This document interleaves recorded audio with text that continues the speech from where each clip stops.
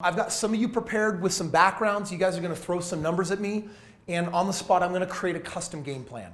If you've been wondering, okay, how do I take this information and actually create a game plan to make the money? This is the part where everything gets glued together. So check it out. 'Cause we're gonna be legends. What we're doing here ain't just scary. It's about to be legendary. All right. Now we get to the fun part. I keep saying that, but this is the part where it's now pure creation. I've got some of you prepared with some backgrounds. You guys are going to throw some numbers at me, and on the spot, I'm going to create a custom game plan. In between the 4 scenarios that we do here, we should be able to get through all the different assets. So if you've been wondering, okay, how do I take this information and actually create a game plan to make the money? This is the part where everything gets glued together. So check it out. First, we're going to bring up I'm going to call this person our engineer. This is our more conservative, fiscally conservative financial individual. They've got more of a blueprinter personality and mindset. They are financially conservative with the way that they manage and treat their money. We're going to see what they do with their assets. Jeremiah, I'm going to ask you to be an engineer for us today, guys. Give it up for Jeremiah. Okay, so Jeremiah, what I'm going to do is I'm just going to go through this the way I would do a game plan with somebody. And so for this first scenario, have you prepared some assets and finances? Yes, sir. All right, good deal. Awesome. So whenever I do a game plan, I always start by actually just letting you know, I'm going to actually put myself into your shoes. I got to ask and find out some financial stuff. So this is going to be a financially sensitive conversation. I need you to tell me where you're at. And then what I'm going to do is I'm going to agnostically put myself in your shoes and actually figure out how do I become financially free through real estate based on your life. Let's do it. Does that make sense? Yep, let's do it. Okay, awesome.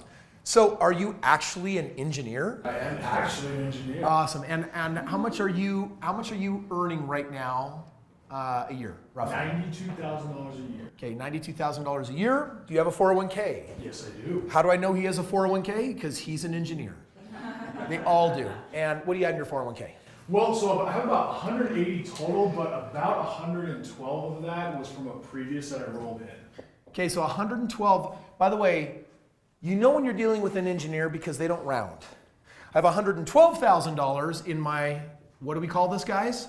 Rollover. This is rollover. By the way, of the 180,000, what part do I look at for real estate? 112. The rollover. The rest of it is current employment. There's a high likelihood that I cannot touch it, right? Do you like your job? Yes, I do. Why are you interested in real estate? Because based on my numbers and my calculations, because I'm an engineer and I know that stuff, this is not going to get me where I want to be. It's not sufficient. Do you have an IRA? I do. How much? 64,000. What kind of IRA is it, by the way? It's just an IRA, not a Roth. Okay, great. So you haven't paid taxes on that yet? No. Awesome. And then do you have stocks? No, I don't. Do you have any other assets that I should be aware of? I do have a house. Okay, tell me about your house. What do you, on your primary residence? It's currently valued at 280, but I owe, I think, 120. Okay, you owe $120,000. Excellent. Do you have any other real estate? I have no other real estate. Okay. Any other assets that I should be aware of? No. Okay, guys, this is when you're dealing with an engineer-minded person, this is a pretty typical setup. So assuming that Jeremiah understands what we do in real estate and that we double money every 5 years, that's the goal and focus, let's look at the options here. When I see $112,000, what do I see? When I see $64,000 in IRA, what do I see? When I see the equity in his house, what do I see? My job is to help him understand that he has options. So Jeremiah, what I'm going to do is I'm going to show you what kinds of things you can do with the way your assets are situated and what would happen if you adjusted them. So first of all, the 401k, the $112,000, you actually could call up your 401k administrator and actually ask for $112,000 of that to be removed. But if you did, you know what's going to happen. You're going to have to pay what? 10% fee. You're going to have to pay your 10% penalties, and then you're going to have to pay what? Taxes. Then you have to pay your taxes. And you'll probably be able to talk to your tax accountant and get a better idea on what that would look like. But based on your income and pulling out that amount of money and adding an extra $100,000, it's going to have an impact. For today's conversation, I'm just going to assume that it's 20%, so I can give you a workable number. I don't know if that's an accurate number. I just want something as close to realistic as possible so that I can show you some things. If I take 30% off of that 112,000, guys, what's left over? 78.4. How much? 78.4. Okay, $78,000. $78,000. This money is now freed. You can't avoid taxes. You'll have to pay them at some point in your life. The penalty, the only way you could try to avoid that is by getting to a certain age or by trying to put it into a self-directed account, but you can only buy paid off real estate. So that's going to give you low ROIs and not improve your situation enough. $78,000, however, if we go into the markets that you've been educated on, we could maneuver that carefully into your first 2 properties. Now, the reason why that's important is because in 5 years, I want these 2 to become what? 4. And then 5 years later, my hope is for 4 to become 8. And we want to see if we can multiply this. It might not be 5 years, it could be 8. Or it could even be, depending on the economy, 3 years. So it just depends, but we're just going to use 5 as an average, okay? So we know we can start. But I look at this IRA and same thing, taxes and penalties. Right now, what's your IRA earning you? Just 4%.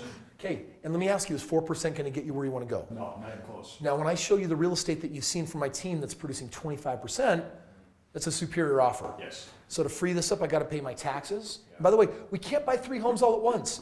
We're sitting at the end of the year. I would probably race to take some of it out strategically and some of it next year, so we break up the taxes.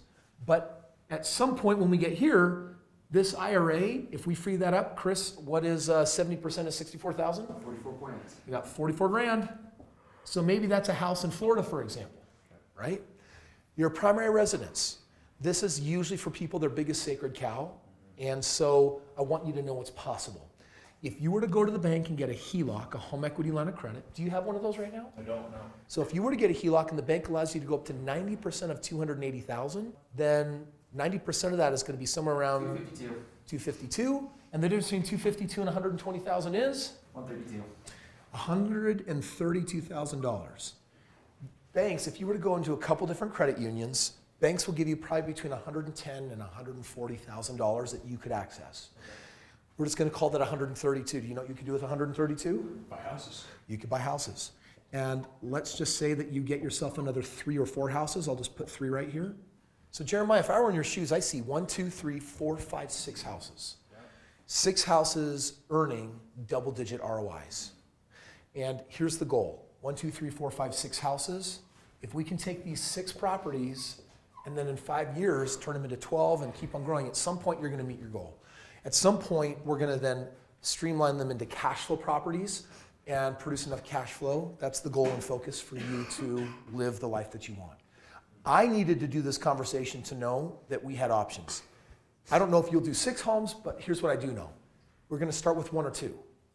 And then we're just going to buy 1 or... Most people buy houses just 1, 2, or 3 at a time, and they buy them in batches. So you're going to buy your first batch, you're going to check it out, then you're going to buy your next batch, and you're going to do as much as you feel comfortable. You might stop at 3 houses. You might want to do all 6.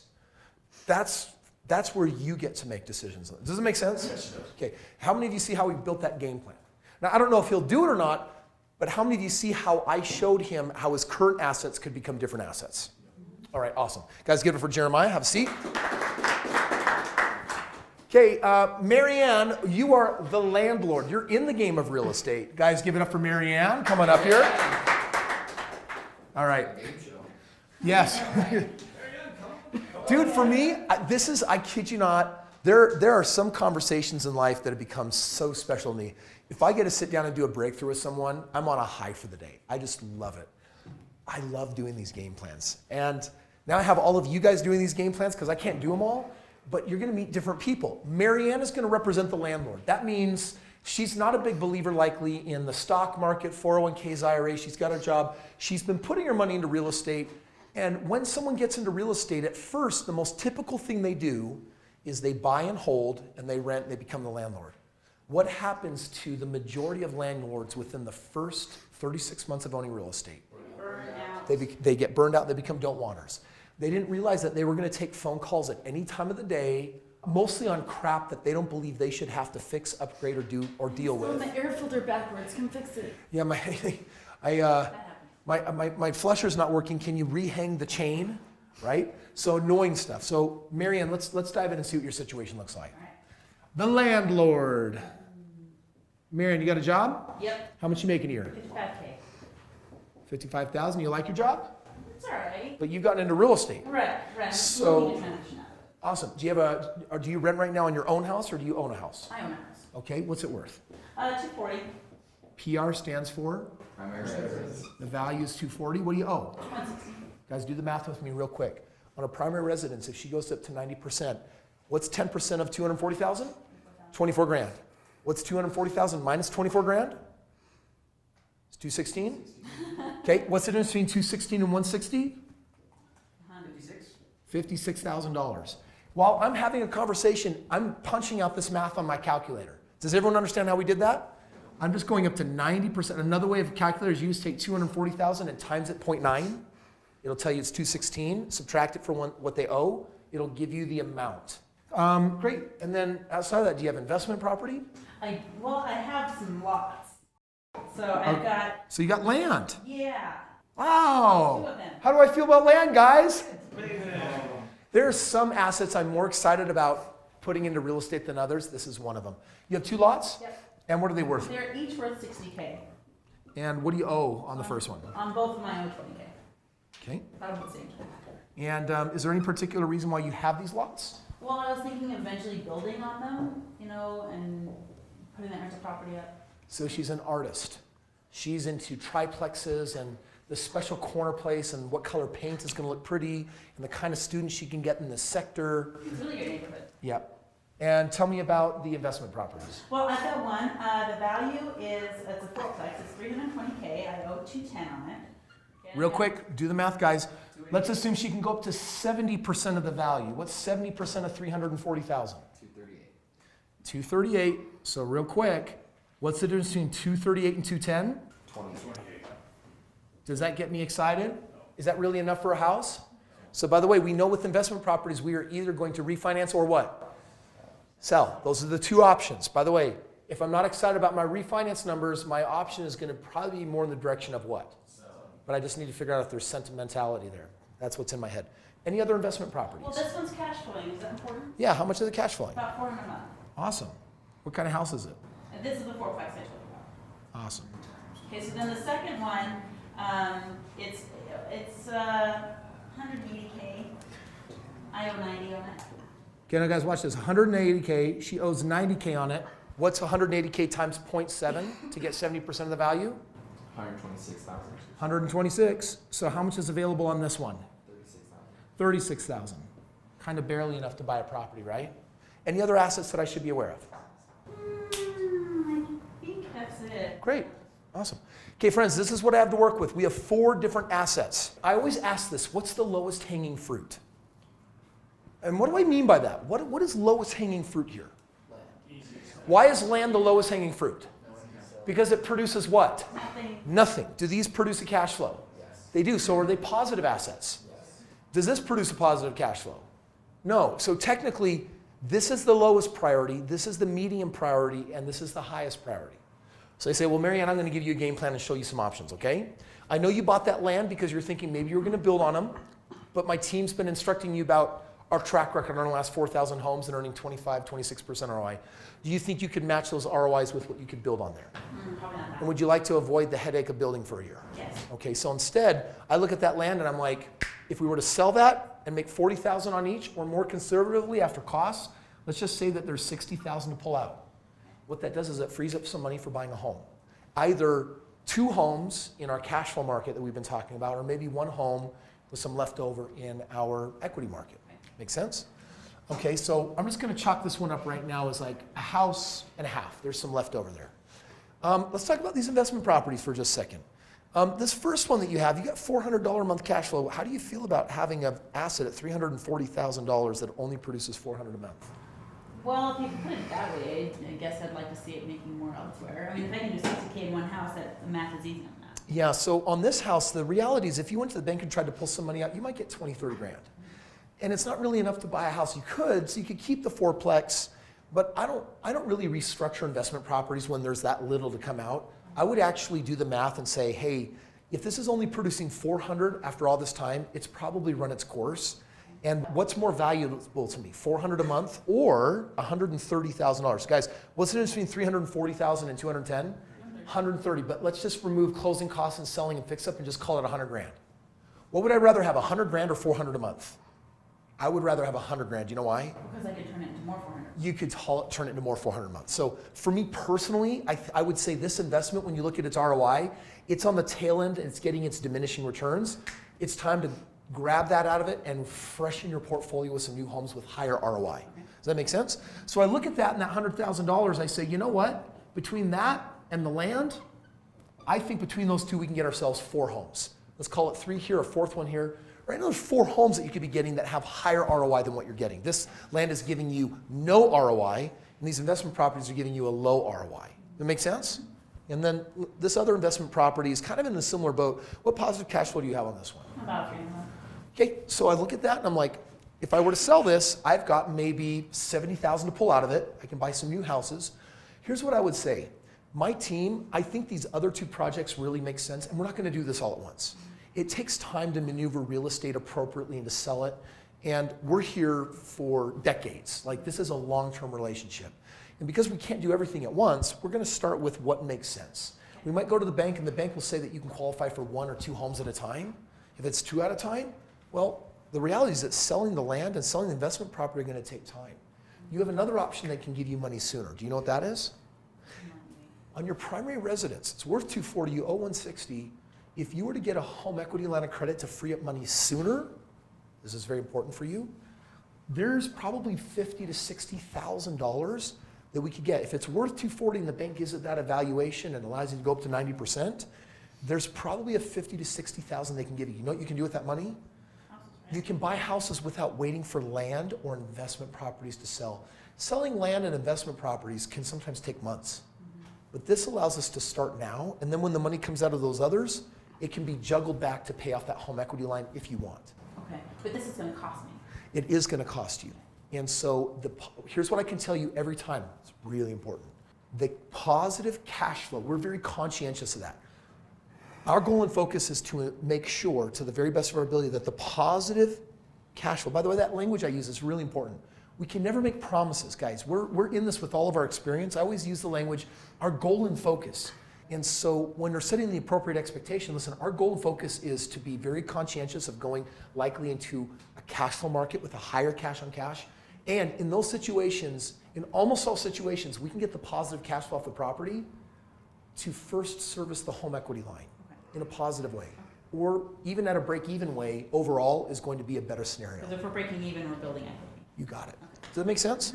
Okay. So when I look at all of this, I say your primary residence gives us the money for you to be able to start buying investments now. But frankly, we want to use the money from the land investments or the primary residence. Those are going to take some time. Does this make sense? Awesome. So you're enough in the game of real estate that it's a matter of what will it take to get the land listed. That one can be super fast, but sometimes sells slower than an investment property. Right now the market's been pretty hot, so we want to get these rent ready and on the market, and also strategize on when will they be empty, or do we want to sell them as investments? Fourplexes are usually sold as investments, which means you don't have to empty it to sell it. They would prefer that it's filled. So this one totally makes sense, and then our team will evaluate this other one as well. Derek can work directly with Brandon Grange on our acquisitions team and Tyler Bennett and find the best agents in those local markets to actually do some valuations and to actually figure out what it'll look like to liquidate and sell some of those.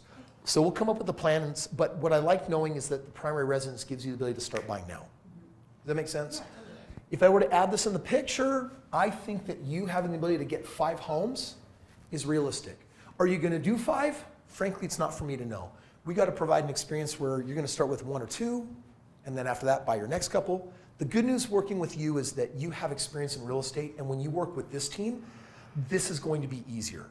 You're not going to be the landlord, you're not going to be fixing stuff, and you're not even going to be talking to tenants. Are you okay with that? I'm totally 100% okay with that. Because we want to go into a done-for-you model as opposed to you getting on planes or taking phone calls. Right, so one other question I had was, what about my credit? Is this all on my own credit, and is there room for that? Good question. So you've been using your credit to acquire these homes. Right. When we take them off the credit and put others on, as long as your credit situation hasn't changed from what allowed you to get these with your job and everything, we probably don't have a problem. Okay.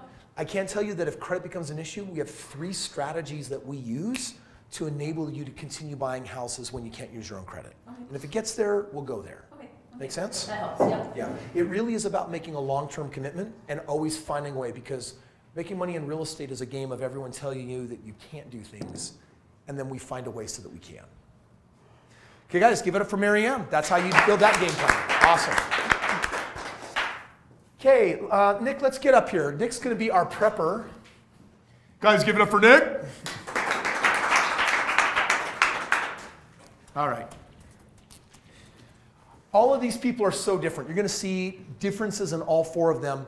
Nick as our prepper, guys, Doomsday Preppers are not necessarily these people building bunkers in the ground and loading them with food storage, but these are people that usually have less confidence in society's future.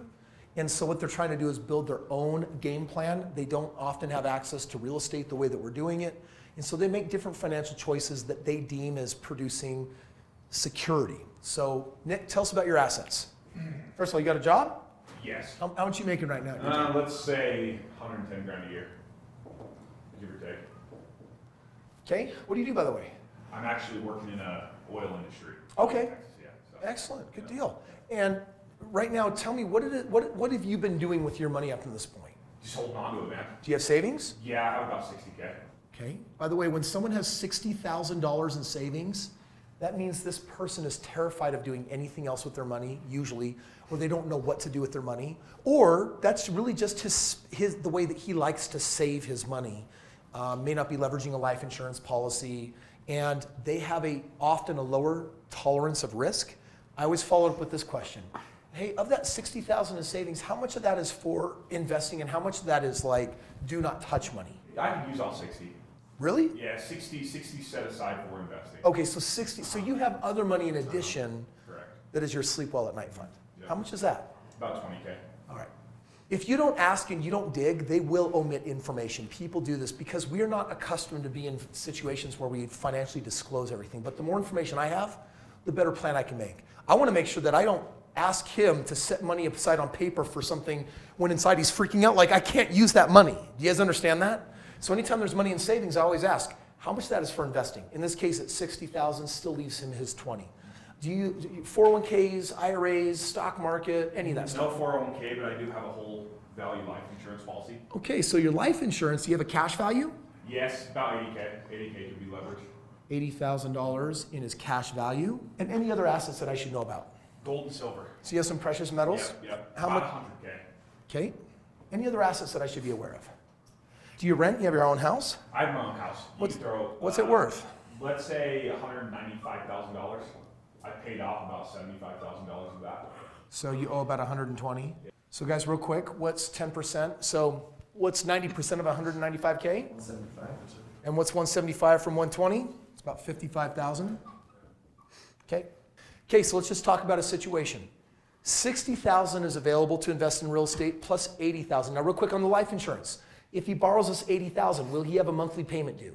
Yes. He will not have a monthly payment due, guys. The negative 1% that it will likely cost him at most for this loan, by the way, what's 1% of 80,000?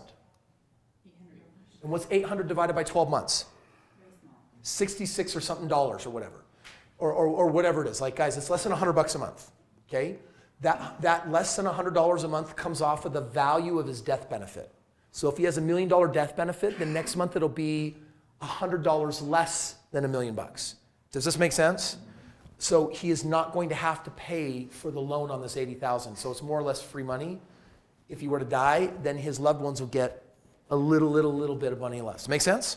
Okay, so the 60,000 is free money. This is free money. Between the 60 and 80, 140,000 is enough to buy what? Say 4 homes? Okay, gold and silver, 100,000 is enough to what? Let's just round it to 3 houses. And even his home equity, let's just say that it's one more house right there. So, Nick, in your situation, your savings and life insurance just between those two. If you borrow against your life insurance, it's not going to produce a monthly payment. The cost is going to be 1%. It's going to be really tiny. It's going to come off of the death benefit. So it's nothing you have to pay for on a monthly basis as a liability. Between that 80 and 60,000, there's probably 4 homes that you can buy. Yeah. When we're looking for partners, I need to know that our partners have the ability to buy real estate. You can do that. For sure. Gold and silver, you know, it probably has some measure of importance and value to you, but just so you know, up to 100 of that $1,000 could be used to probably buy 3 more homes. Yeah. Okay, so right now we're seeing 7 homes. There's a lot of homes that are possibilities. You could even look at your primary residence, and if you got a home equity line of credit from the bank, you could probably borrow up to another $50,000, $60,000. There's another home and a half or whatever. So all of that together, there's probably room for 5, 6, 7, 8 homes that we could do together in partnership. You guys understand how we did that? Now, by the way, what are his concerns going to be in this game plan? It feels unsafe. His gold and silver, by the way, this is a sacred cow.